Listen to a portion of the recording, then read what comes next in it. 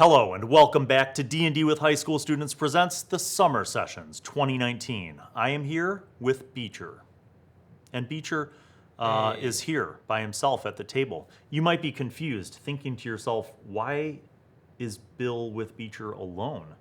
Where we left off on the last episode, if you may recall, Beecher, you had taken the scroll, which you guys had finally acquired.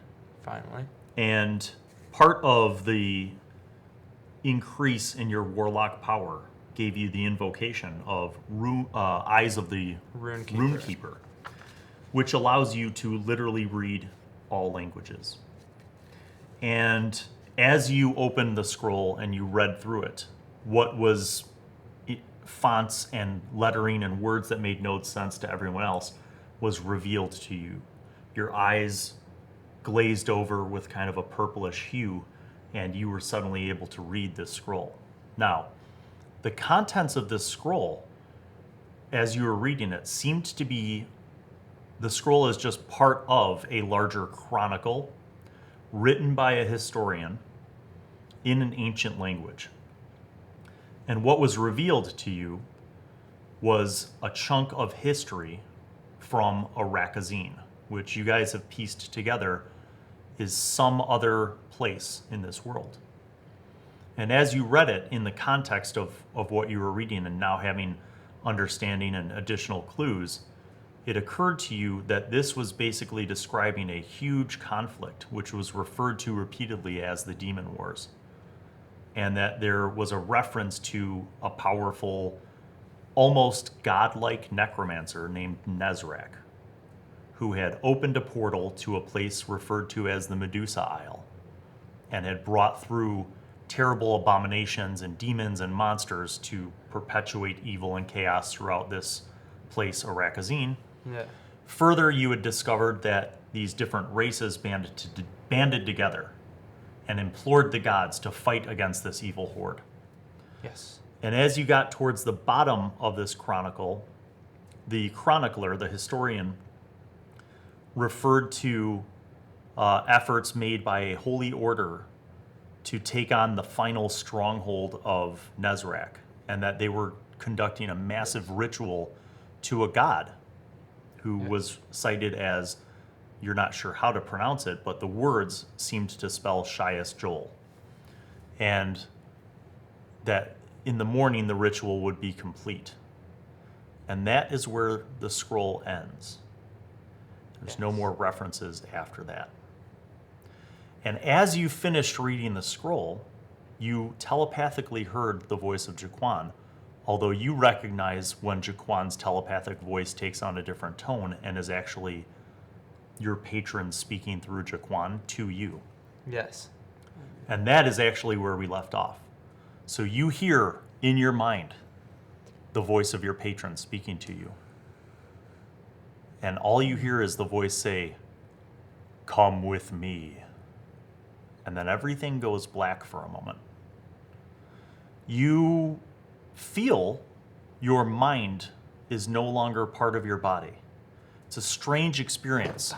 It's as if you have transcended your body. Now, you don't see, like from a third-person camera, your spirit doesn't shift out and see your body in the room with everybody else.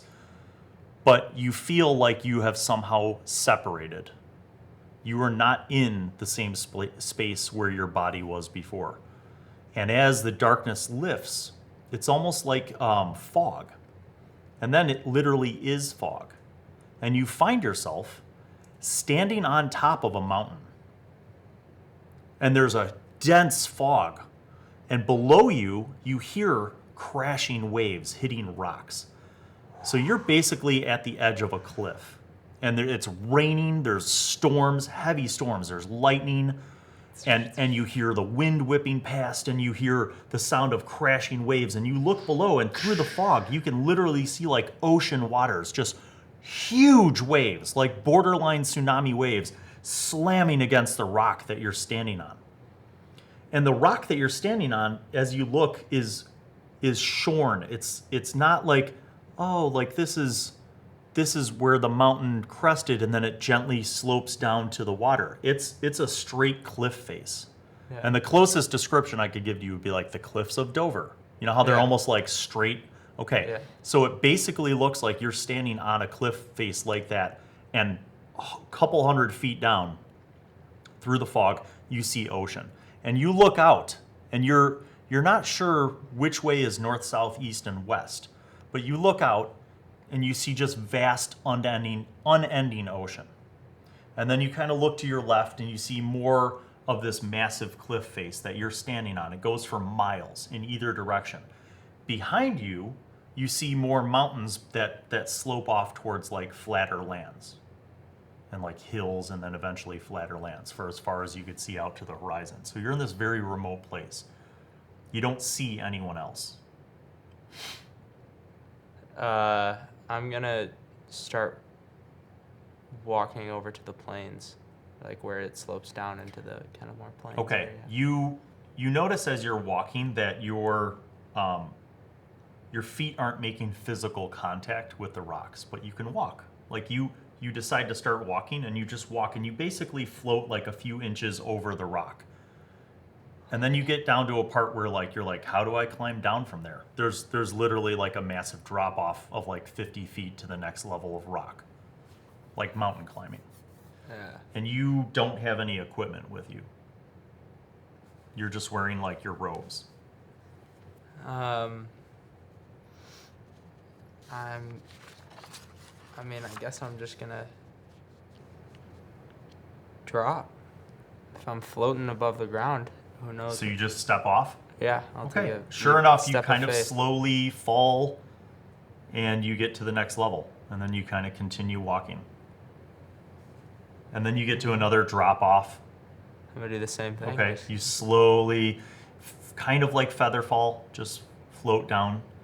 And eventually, after walking for maybe an hour, your sense of time's not quite altogether Yeah. there. You find yourself down on a lower plateau, and you look back up, and now you realize like you've come hundreds of feet down from where Yeah. you were. And it's misty now, like the raging storm that you were seeing and experiencing up on the mountaintop is kind of more misty. And as you descend, you see that like there's a land that unfolds before you, and it's still kind of rocky and hilly, but it's more like flatlands. You see no people and no towns for all as far as you can see out to the horizon.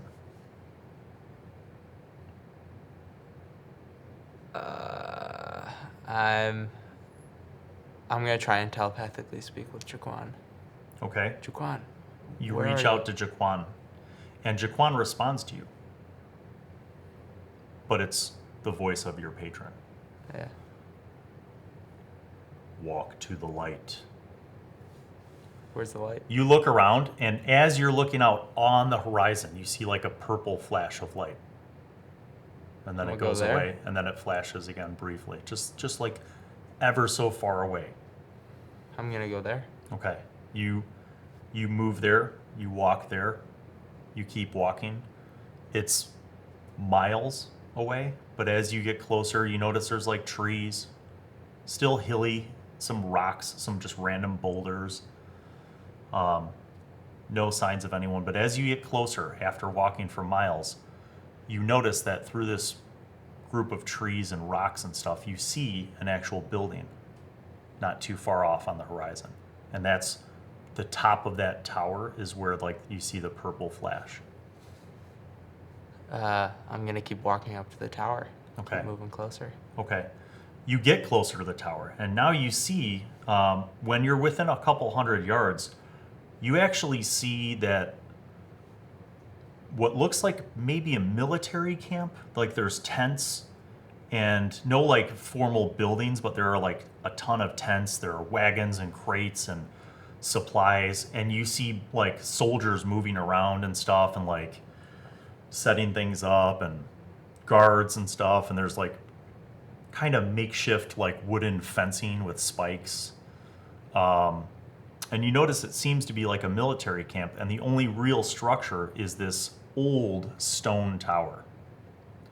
It almost looks like it's ruined, but that on top of that is where you saw the purple light. You notice that there are people occasionally coming into or out of the tower. And as you get closer, no one seems to notice you. Yeah. You move through and some guards on horses ride past you. They don't even look at you. They don't notice me in a way that I would think it's unusual, or In any way. I'm not there. You feel like maybe you're somehow invisible to them. Okay. I'm gonna move up to the tower and keep that in mind. When you think of moving up to the tower, instead of walking up to the tower and going in the door, you start levitating. Do you continue? Yeah, I'm just gonna... Okay, you just, as you think of it, you just kind of levitate up to the top of the tower. Now you're standing at the top of this tower.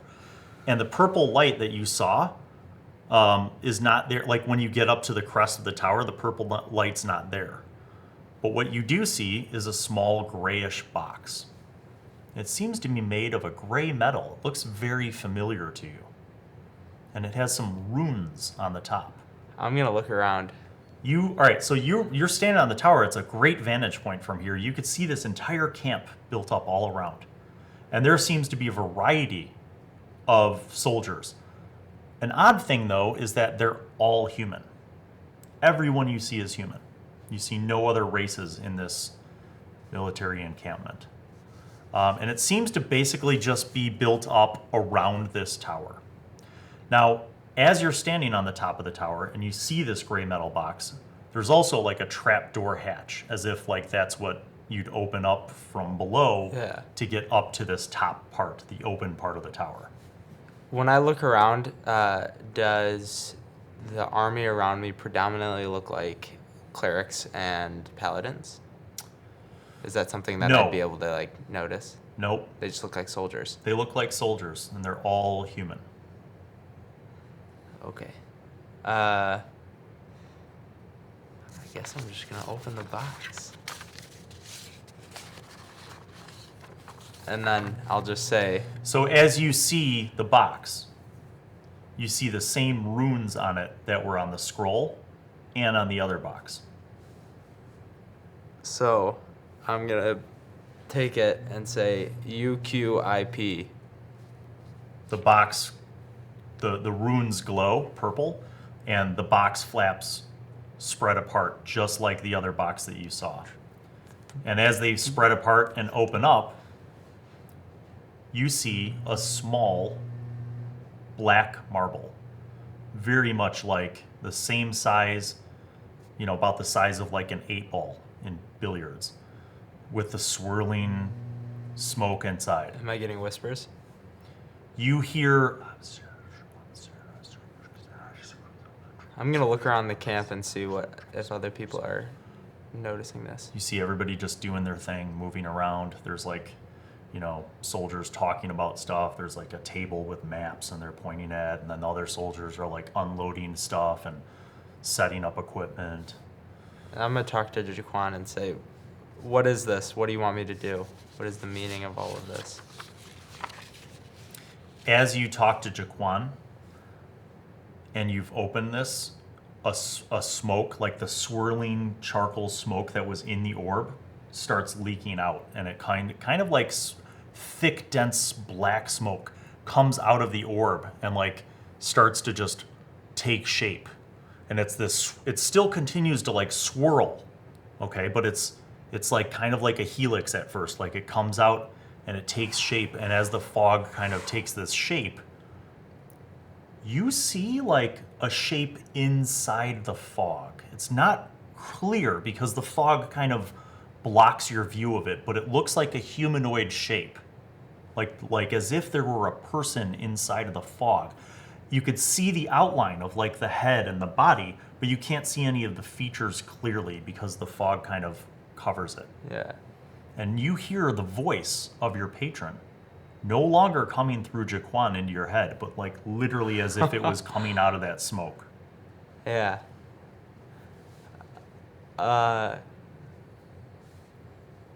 gonna kneel You kneel. The voice emitting from the fog sounds as if it's right in front of you. And it says, "This is a Rakazine. This is a Rakazine as it is now." And what is a Rakazine now? It is the homeland to which we must return, Where I must return? where we must return.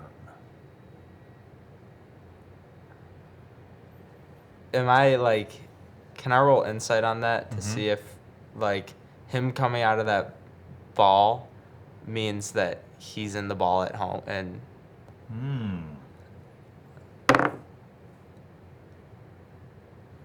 those You dots feel kinda like connecting? your instincts might be correct on that. Okay. And how will we do that?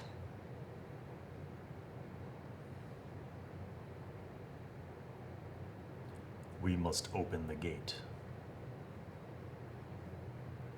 Where is this gate? It is back where your body is, on New Wolf Otmai. What You have acquired the artifact. does he refer to the? You're assuming that he's referring to the artifact that you guys, that like Mantra's holding, that has like the... Yes. You must complete acquiring the other crystals. And then you must bring the artifact to the nexus of New Wolf Otmai. There you will use it to open the gate and return us home. I have you. What others do I have to collect? Each of the elemental crystals. There are 4.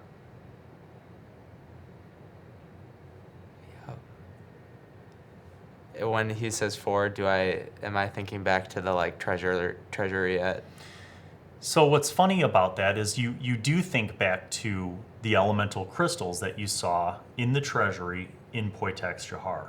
Yeah. But those were huge crystals. There's no way right. they would ever fit in the small slots that you saw that are in the artifact. Yeah.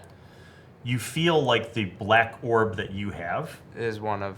could fit in the center. It's the right size.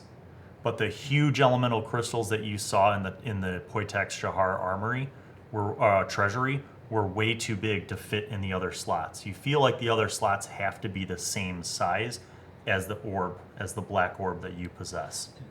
Now I think back to when we were in underneath that one temple,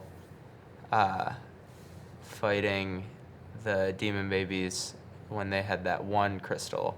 You feel like that could be Okay. the right size. And there's 2 more besides just those 2. There's 2 more that. Oh, jeez. Okay. Green for the earth. Blue for water. White for air. And the reddish orange for fire.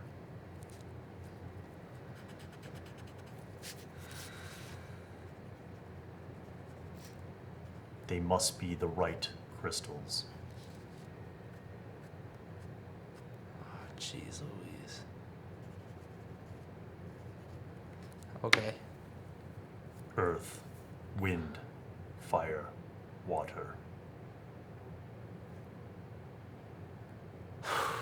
All right. Others seek them.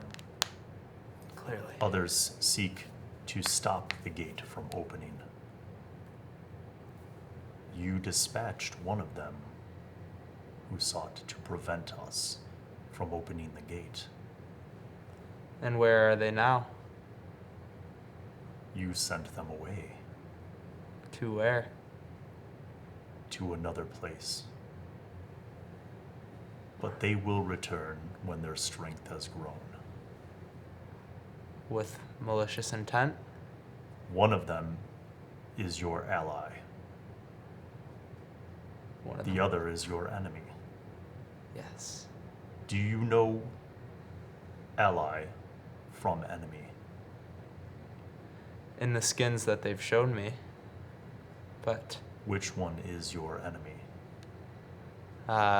the blonde hair, Yes. Finoop. He does not wish to return to the homeland, for he knows it will spell his doom. The gods will not let him live there. He can only stay in Nuov-Otmai So why does he seek the artifact? to prevent you from opening the gate.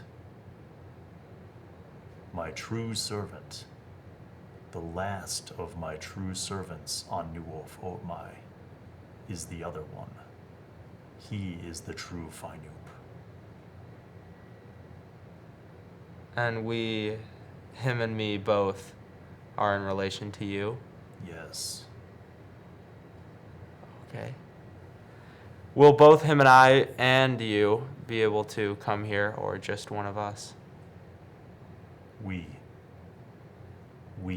will return home when you open the gate. What does we mean? Does we mean 3 or we mean 2?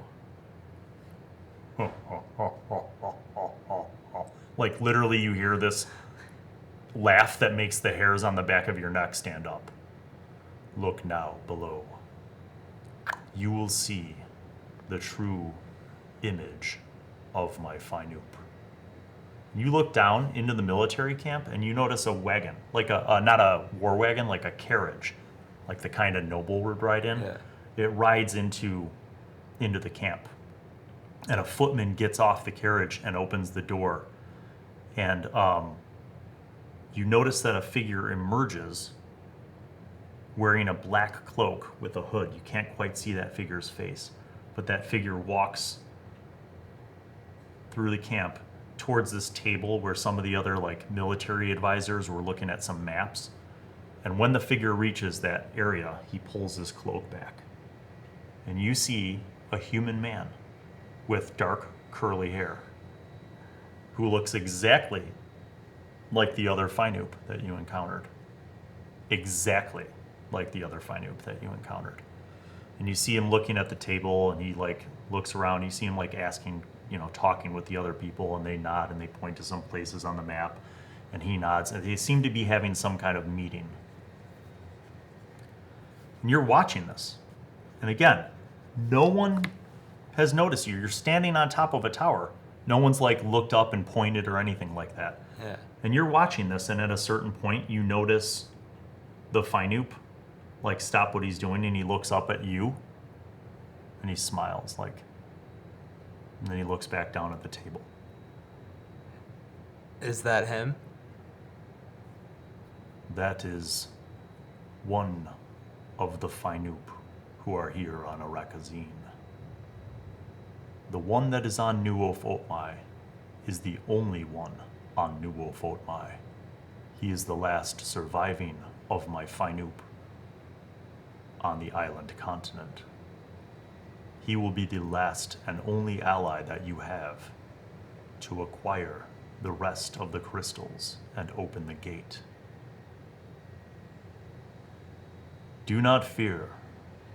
He will find you. And then together, you will bring the artifact and the crystals to the Nexus and open the gate, and we shall return home. Do you understand, my servant? I do.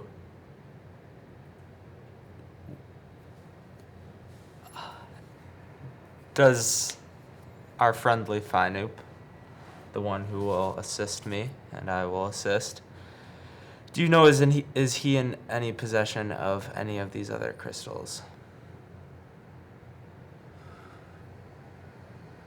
He has been hunting down the other crystals. He knows where to find the white crystal of air.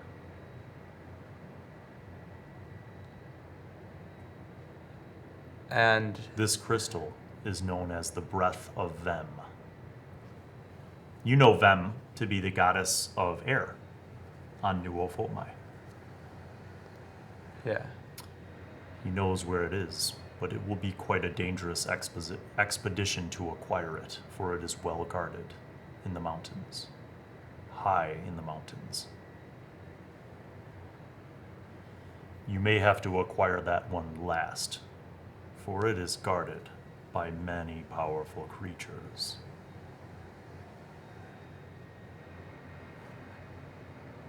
The tier is currently in the possession of our enemy's servants.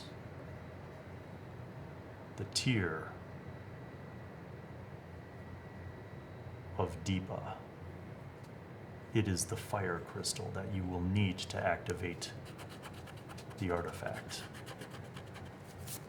But unfortunately, our enemy's servants have acquired it first. Yes. I know that. Came face to face with one of them. The enemy, though, is not that ahead. He foolishly sought the crystal eyes of Vusaik, thinking that one of them would be sufficient to satisfy the needs of the artifact, but he was wrong. It is not the eyes of Vusaik that he would need for the artifact. It is the milk of Vusaik. That is the name of the water crystal.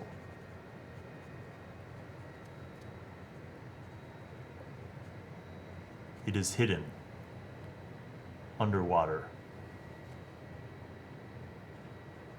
in Mukadas Suv, the sacred lake of Kabul Kailish. That place, too, is heavily guarded, but yet there may be a crafty way for one such as yourself to acquire it. Are these things I am able to hold in my hand? Yes, they are the same size as the orb. What I mean by that is, are their magical properties dangerous to my mortal body? If you choose to use the crystals, they will enhance your powers, depending on what you choose to use. Each one of them are powerful magical artifacts. They are godstones. That is why they are needed to activate the artifact, which will open the gate. Only a godstone could grant the necessary enhancements to your ritual magic to defy the will of the gods.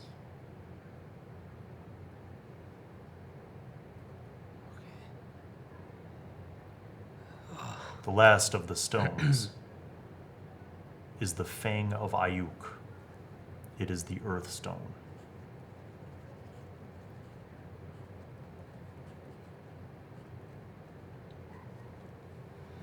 And where does the Fang of Ayuk stay? Deep, deep underground, far below the northeastern mountains of Parmia. It too is guarded by those who wish to maintain Ayuk's power. Each of the gods of Nuof Otmai will resist you, for they do not desire the gate to be opened. Their servants will resist you, but the gate must be opened for us to return home. And You will serve me, and you will be richly rewarded. You will rule the land of Arakazine. am I getting a evil vibe from all of this? Insight? So, you feel like evil might be a relative term to your patron. From your patron's perspective, you don't see anything Yeah, evil he's not about like- this inherently. Like you're beginning to understand that there's a conflict that's been happening for a long time. Yeah. And that from your patron's perspective, your patron just wants to go back home. which you're assuming is a Rakazine.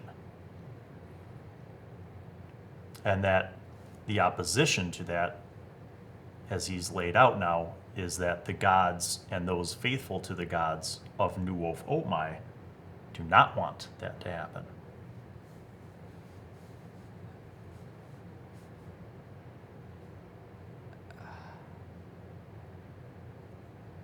And I have one more question for you. It is the question I have been expecting. What is the name I must call you? You may refer to me as Nezrak. All right, Nezrak. Let's get moving. Almost like as if somebody pressed rewind, the fog sucks itself back into the black orb. The metal casing closes itself up. Like that magnetic kind of force that you saw last time. Then you, taking one last look around at this tower and this camp and the other Finoop that was down there, you suddenly get sucked away. And it's like you're pulled through the space. You fly back through the landscape, the wind rushing past backwards as you're pulled, and you find yourself at the cliff on top of the mountain, looking out again over the ocean. But this time your eyes have a strange ability that you've never had. You look out over the ocean through the storms, and your eyes, it's like somebody's zooming in with your eyeballs, and your eyes zoom past. And then you realize it's not just your eyes. Your whole metaphysical being is flying through this storm, and there's lightning raging around you, but you could see far ahead. And you see the ocean just even more turbulent, massive crashing waves everywhere. And then as you're going through, flying through the air, you see a wave come up that is miles high, as high as you, it's a wall of ocean, and you're just looking up at it. And the water from below is going like straight up, like it's climbing a funnel, and it's this, you see this massive funnel that's miles wide. Can I see the top? You see something at the top. You see light at the top, but then you also see darkness. And then just before you're gonna crash into the funnel of water, you start flying up. And you see this funnel and the water going straight up, and there's air whipping around, and you realize it's almost like you're inside of a tornado or a hurricane, because there's air swirling around you. And then there's water swirling in front of you, and you're flying up through this funnel, and you see up ahead earth, just rock for miles. And then you fly, just before you crash into it, you fly around it and up and over, and now you see a whole land unfold before you. You see water for 10 miles, and then you see a continent and mountains. And you fly up, and there's a sun, and it's warm. And you fly over, and you see the water goes for 10 miles, the ocean, and then it hits land, and you see this continent, and you see mountains in the middle of the continent, and you're flying at like just the most fastest speed. Your eyes are almost unable to comprehend everything that you're seeing as it's flying by you. And you fly across the land, and you recognize the land that you're flying across now, because it's Kabul Kailash, and you see like, towns and stuff as you're flying below. And then you see the foothills leading towards the mountains, and you see, as you're flying in really fast, you see Kadimki Kala. And you fly down, and you go underground, and you whip through tunnels and stuff, and then you go down a hallway, and up ahead you see yourself and your group of friends, and then you slam into yourself, and your eyes open up. And you find yourself holding the scroll, and everybody looking at you, and they're like, what does it say? What does it say? Did they notice I was like gone? Or like gone? You feel like no time has passed. You feel like literally you read the scroll, your eyes went blank for just a nanosecond. And literally, like, the last thing that they were saying was, what does it say? And that's what everybody's in the exact same position as they were. And Caedmon's like, what does it say? What does it say? And we'll find out what it says and what Beecher does with that information on the next episode of the Summer Sessions. Thanks for tuning in, everybody. Peace out. Bye.